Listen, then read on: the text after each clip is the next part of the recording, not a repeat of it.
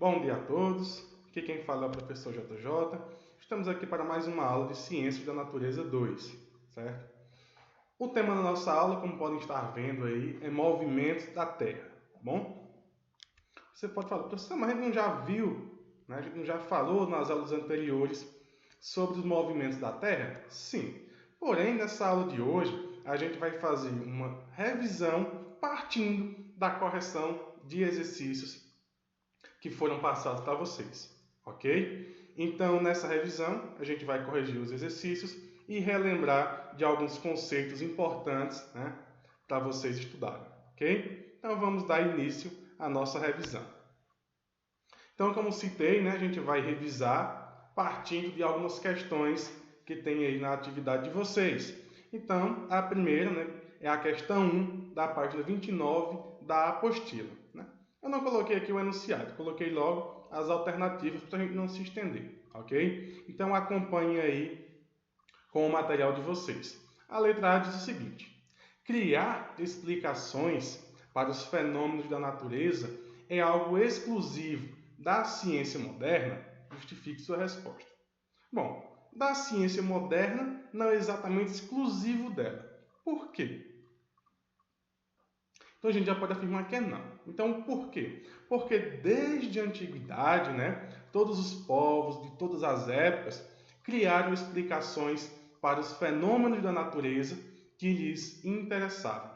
A ciência moderna passou a fazer isso tomando por base alguns métodos denominados de métodos científicos, compartilhados por uma comunidade de estudiosos, né, que são os cientistas.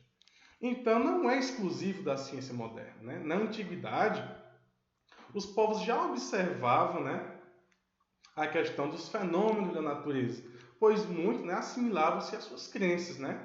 Tinham crenças que eram baseadas justamente nos fenômenos da natureza. Não tinha, lógico, a explicação científica, né, que passou, né, a ter essa explicação científica na ciência moderna, ok? Então, está aqui uma possível justificativa, né, para a resposta. Letra B. Qual a explicação atual para a sucessão dos dias? Bom, atualmente, né, a sucessão dos dias se dá com um movimento de rotação da Terra, o qual esse movimento de rotação é em que a Terra está girando em torno do seu próprio eixo. E para completar um movimento de rotação, a Terra leva cerca de 24 horas, o que é caracterizado como um dia, ok? Questão 2 da página 29 também da apostila. Dê exemplos de unidades de medida de tempo que têm por base os movimentos da Terra. Bom, unidade de tempo, a gente pode falar aí do dia e do ano. O dia está relacionado ao movimento de rotação da Terra e o ano ao movimento de translação da Terra. O de rotação, já falei para vocês na questão anterior como é tratado o movimento de rotação. E o de translação, que é um ano, né? Então, a gente já está dizendo que o movimento de translação da Terra, ele leva cerca de um ano para completar uma translação. Ou seja, a rotação ela tem uma duração de um dia, que é aproximadamente aí 24 horas. Já a translação é de um ano. Ou seja, um ano a gente tem 365 dias. Porém, o movimento de translação ele não tem exatamente 365 dias, não. Ele tem 365 dias mais 6 horas. Porém, no calendário, a gente não contabiliza essas 6 horas. Ela vai sendo guardada e a cada 4 anos, depois de acumular essas 6 horas, a gente tem um dia a mais, né? Porque 4 vezes 6 dá 24. E 24 horas corresponde a um dia. Então, a cada 4 anos, a gente tem um dia a mais, que é caracterizado como um ano bissexto, né? Que esse dia ele é posto no nosso calendário no mês de fevereiro, certo? Onde passa de 28 para 29 dias. Ok? Questão 4, né? Página 29, também da apostila. Em uma cidade do sul do Brasil, né, um pesquisador coleta os seguintes dados de temperatura e horários do nascer e do pôr do sol em 3 datas diferentes do ano. Na data 1, temperatura mínima, 2 graus Celsius. Temperatura máxima, 13 graus Celsius. Hora do nascer do sol, 7 horas e 2 minutos. Hora do pôr do sol, 17 horas e 36 minutos. Data 2, temos a temperatura mínima de 20 graus Celsius, a máxima 34 graus Celsius. Hora do nascer do sol, 5 horas e 53 minutos. Hora do pôr do sol, 19 horas e 48 minutos. E a data 3, temos aí a temperatura mínima de 16 graus Celsius, né? A máxima 25 graus Celsius. O nascer do sol, 6 horas e 16 minutos. E o pôr do sol, 18 horas e 41 minutos. Ok? Então, vamos para as alternativas. Letra A. Em qual das datas o dia teve a maior duração? Qual provavelmente foi a estação do ano dessa coleta de dados? Bom, então eu vou voltar aqui. Para a gente saber, né, qual é o que teve a maior duração, a gente vai pegar a hora do pôr do sol e subtrair da hora do nascer do sol. Ou seja, no caso da data 1, vou pegar essa hora e subtrair dessa. Na data 2, a mesma coisa. Na 3, a mesma coisa. Quando vocês fizerem isso, né, e também só em observar aqui, a gente já consegue identificar que a que teve a maior duração, né, do dia, ou seja, desde a hora do nascer até o pôr do sol, foi a data 2. Né? Então, na letra A, a gente tem que a data que teve a maior duração do dia foi a data 2, com duração de 13 horas e 55 minutos. Só você fazer a subtração, como eu tinha dito. E provavelmente a estação do ano é o verão. Você pode perguntar por quê? Bom, é simples. O que a gente pode analisar? Isso aqui, ó. 13 horas e 55 minutos. Ou seja, a duração do dia, né, ela foi maior que a duração da noite. Então, os dias são mais longos e as noites são mais curtas. Logo, a gente vai ter, como estação do ano, o verão. E se a gente também olhar as temperaturas, a mínima, 20 graus Celsius. A máxima, 34 graus Celsius. Então, a temperatura, né, também nos ajuda a identificar qual é a estação do ano. Então, na letra A é a data 2, né? A duração está aqui. E a estação do ano é o verão. Letra B. A data 1 é provavelmente pertencente a que estação do ano? Explique sua resposta. Bom, também, se você analisar novamente o gráfico, como citei a relação da temperatura, a gente vai ver que ela vai estar relacionada ao inverno. Porque também, se observarmos a duração do dia, né, o dia vai ser menor que a noite. O que caracteriza isso? No inverno. No inverno, as noites são mais longas que o dia. E as temperaturas, né, são menor do que no verão. É só você olhar a temperatura mínima de 2 graus Celsius, né? Isso para aquela região que está sendo citada. Então, a gente pode citar aí que a estação do ano é o inverno, pois apresenta as menores temperaturas e a maior duração do dia. Letra C. Se o pesquisador coletou os dados entre junho e dezembro, qual é provavelmente, né, a estação do ano da data 3? Então, se ele coletou nesse período, provavelmente será a primavera. É só a gente também olhar a duração do dia, né, e da noite, logicamente, e as temperaturas, que estão intermediárias. Então, a gente vai ter aí a primavera, ok? Questão 5, na página 30 da apostila. Quais são as razões da existência das estações do ano? Letra A, a órbita elíptica da Terra. B, o movimento de translação. C, o movimento de rotação. D, a inclinação do eixo terrestre. E E, a influência da Lua. Bom, aqui a gente já pode descartar de cara a influência da Lua, certo? Ela não influencia, né? É uma razão para a existência das estações do ano. Está relacionado? Pode até relacionar, mas não é uma razão para a existência delas, certo? A órbita elíptica da Terra? Também não. O movimento de translação e rotação, eles estão sim relacionados às estações do ano. Mas a razão da existência é a inclinação do eixo terrestre. Por quê? Porque com essa inclinação, a gente vê que a iluminação da Terra ela vai ser diferente em alguns pontos na Terra. Como ela vai ser diferente em alguns pontos, as estações elas serão diferentes. Vamos supor que não tivesse a inclinação. Mesmo com o movimento de rotação e translação, a Terra seria iluminada por igual. Ou seja, em um hemisfério seria iluminado todinho e no outro da mesma forma. Por quê? Porque não teria inclinação.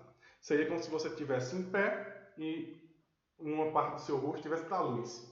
Uma parte é iluminada e a outra não, de acordo com o movimento. E aí, como fosse movimentando, iria inverter. Uma parte iluminada e a outra não. Mas com a inclinação do eixo terrestre, isso é diferente. E aí a gente pode retratar a questão dos solstícios e equinócio. Equinócio está relacionado às primaveras e outonos e solstícios aos invernos e verões.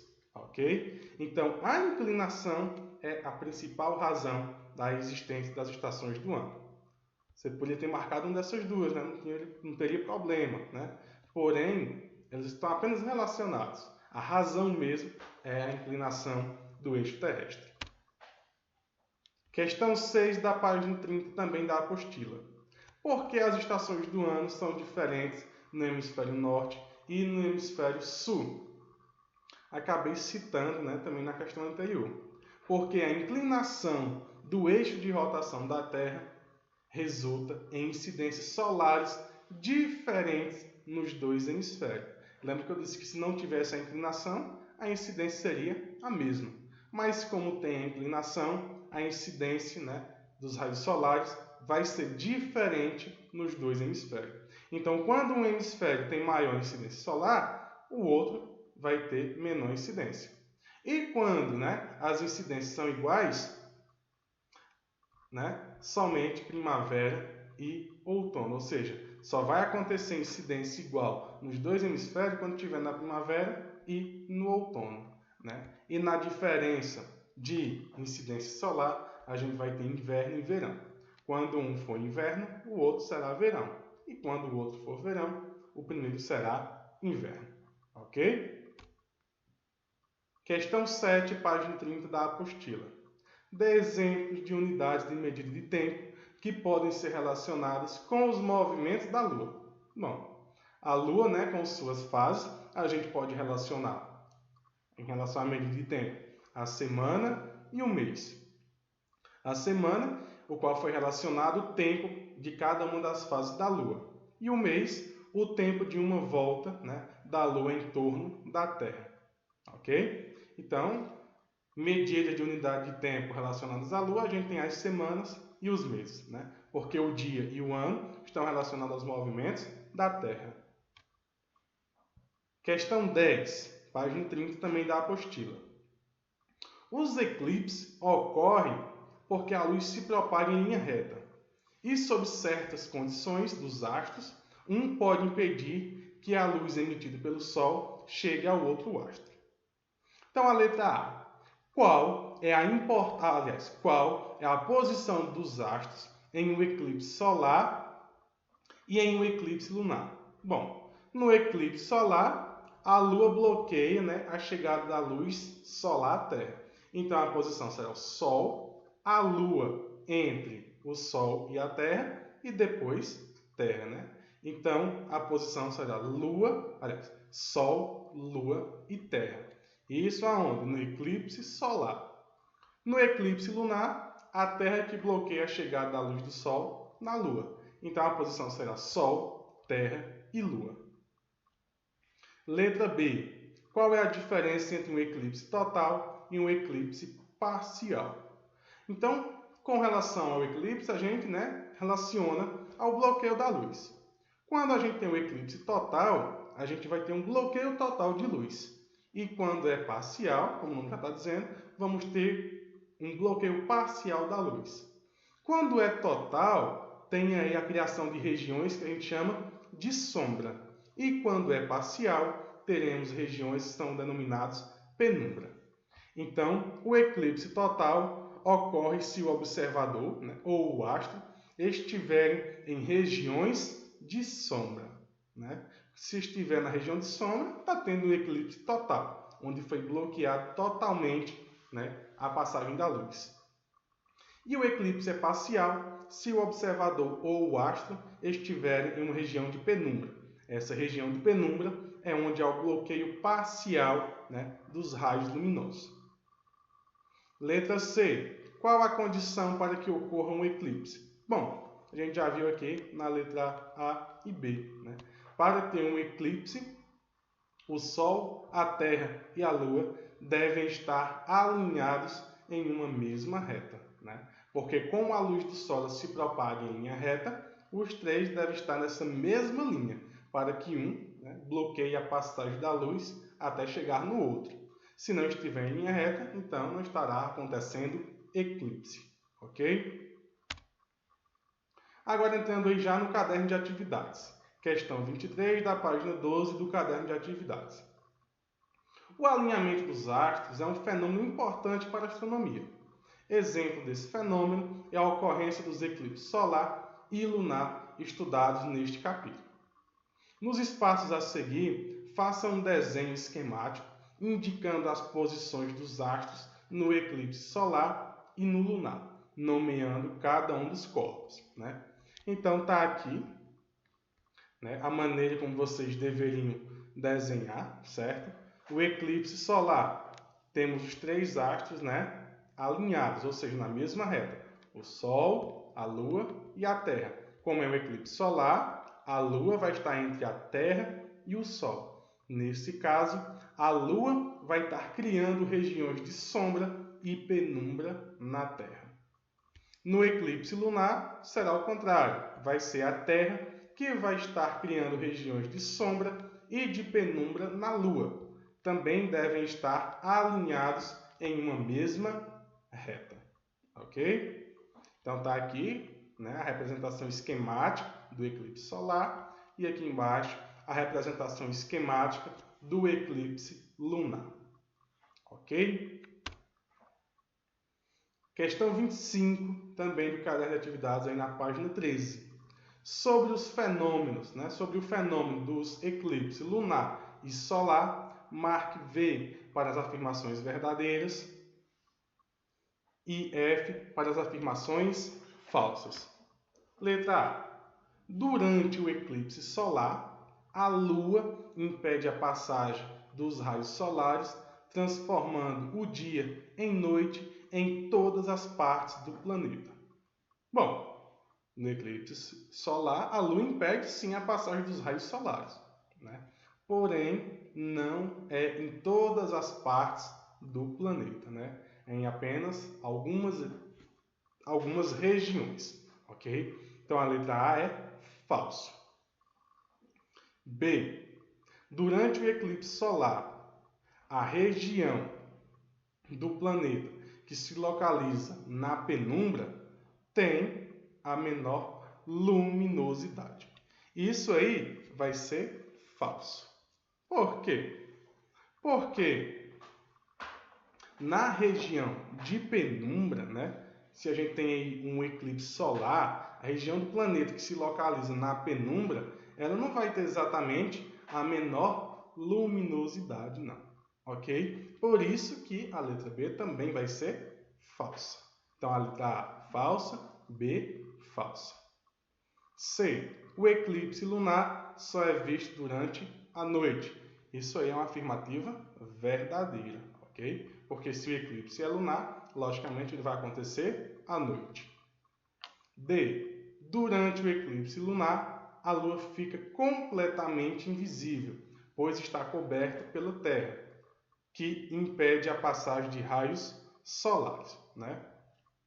Então, durante o eclipse lunar, a Lua não vai ficar completamente invisível, não. Né? Vai depender do eclipse, se ele vai ser parcial ou total. se ela vai estar em regiões de sombra ou regiões de penumbra, ok? Então a letra D, falso. E a letra E, durante o eclipse solar, é importante utilizar uma lente de proteção adequada para não ocorrer problemas nos olhos, pois há vários raios não visíveis que danificam a visão da mesma forma. E isso é verdade, pois os raios, né, emitidos pelo Sol são raios ultravioletas, que não são visíveis a olho nu e podem sim danificar, né, a visão. Por isso que ao observar um eclipse é importante estar com lentes de proteção que sejam adequadas para a visualização. Então a sequência, letra A, falso, B, falso, C, verdadeiro, D, falso e E, verdadeiro, ok? E a questão 28 da página 15 do caderno de atividades diz o seguinte: em maio de 1919, houve um famoso eclipse solar total, visível em Sobral, no Ceará. Com ele foi possível obter uma das primeiras comprovações da teoria da relatividade geral, né? Que foi proposta pelo famoso cientista, né, Albert Einstein. Abaixo, né, temos uma sequência de fotos de um eclipse solar anular, similar ao que ocorreu em fevereiro de 2017, e foi visível como parcial, ou seja, em regiões de penumbra, em parte do Brasil. Coloque um X na única afirmação correta sobre o que ocorre num eclipse do Sol, ou seja, num eclipse solar. Então aqui você tem a representação esquemática, né, de como ocorreria aí os eclipses, né, a sequência de fotos que foi tirada. Então, qual é, né, a alternativa que está correta referente a um eclipse do Sol? Temos aqui, a Lua está entre o Sol e a Terra está entre o Sol e a Lua, o Sol está passando entre a Terra e a Terra está passando na frente do Sol, um buraco negro está passando na frente do Sol. Bom, então você já exclui, né, a última, um buraco negro está passando na frente do Sol. Por quê? A gente já viu anteriormente, eclipse solar tem que estar alinhado os três astros, Sol, Lua e Terra. Ou seja, a Lua vai estar entre o Sol e a Terra. Então já estou afirmando aqui que vai ser a primeira. Então você vai marcar um X aqui. A Lua está entre o Sol e a Terra, porque é o eclipse solar. A 2 não é porque a Terra está entre o Sol e a Lua. Aqui seria o eclipse lunar. A 3, o Sol está passando na frente da Terra e a Lua. Falso, né? Porque o Sol está parado. A 4, a Terra está passando na frente do Sol. Falso. E a outra eu já falei que não é um buraco negro que está passando na frente do Sol. Então a primeira aqui você vai marcar o X. E a questão 29 da página 15 também do caderno de atividades diz o seguinte: simplificadamente, dizemos que um eclipse do Sol ocorre quando a Lua passa na frente dele e o da Lua quando ela passa dentro da sombra da Terra, o qual é opaca e iluminado pelo Sol, como você sabe. Então aqui a gente tem uma representação, né, esquemática, fora de escala, é importante lembrar, de um eclipse solar, né, em que a Lua vai estar entre o Sol e a Terra. Se fosse lunar, seria a Lua, aliás, Sol, Terra, Lua. E aqui você está vendo a órbita da Lua. Com relação a isso, escreva C para certo ou E para errado na frente de cada afirmação abaixo. Eclipse lunares só ocorrem na Lua cheia. Isso é certo, né? Isso é correto. Por quê? Porque na Lua cheia é onde você consegue ter uma visualização plena da Lua. Então, se você já está tendo uma visualização plena, caso ela seja encoberta, né, parcialmente ou totalmente pela Terra, é onde a gente vai identificar que está ocorrendo um eclipse lunar. Porque se, vamos supor, está em Lua Nova, na fase de Lua Nova, a gente já não consegue, né, identificar exatamente a presença da Lua. Na Lua crescente, ou seja, ela está parcialmente iluminada e vai crescendo ao longo do tempo, né, a iluminação. Na minguante, está de forma decrescente. Então aqui é certo. Segundo ponto. Quando os eclipses solares estão ocorrendo, podem ser vistos por todos na Terra. E isso, como já citei antes, é falso, né? Vai ser visível apenas, né, onde tem regiões de sombra ou penumbra. Você vai estar vendo o eclipse total se você estiver na região de sombra. E você vai estar vendo o eclipse parcial se você estiver na região de penumbra. Se não estiver em nenhuma região, não está vendo nenhum eclipse. Então isso aqui é errado. Próximo. O tipo de eclipse representado, né, esquematicamente na figura acima, é um eclipse solar. Vou voltar só para a gente ver. E é realmente um eclipse solar, porque está Sol, Lua e Terra. No eclipse solar, é a Lua que faz regiões de sombra e penumbra na Terra. E o último, os eclipses solares e lunares estão relacionados com solstícios e equinócios, respectivamente. Isso aqui está incorreto. Eles não têm relação, né, com solstícios e equinócios dessa forma. Ok? Então a sequência vai ser certo, errado, certo e errado. E para finalizar, trouxe a questão 30, também da página 15 do caderno de atividades, que diz o seguinte: a lua brilha no céu porque é iluminada pelo sol. Em alguns dias do mês, pela manhã ou à tarde, podemos ver o sol e a lua juntos no céu. Nos desenhos abaixo, você pode ver representações fora de escala dessa situação, onde uma está certa e a outra está errada, em relação somente à iluminação. Escreva embaixo de cada desenho se está certo ou errado. Como já podem ver, né, nos desenhos, já tem aqui o certo e o errado. Mas eu vou dizer o porquê que um é certo e esse está errado. Esse é certo porque se o Sol está em uma determinada posição, está chegando raios solares na Lua, a gente vai ver, né, a parte em que chegam os raios solares. Como eu não estou vendo o restante, é porque não está chegando, né, raio solar nessa parte aqui. Essa é errada justamente por causa dessa explicação. Se o Sol está aqui, está emitindo raios de luz para cá, eu deveria estar vendo essa região aqui e não essa, ok? Por isso, a primeira imagem está certa e a segunda está errada, ok? Então a gente finaliza aqui, né, essa correção.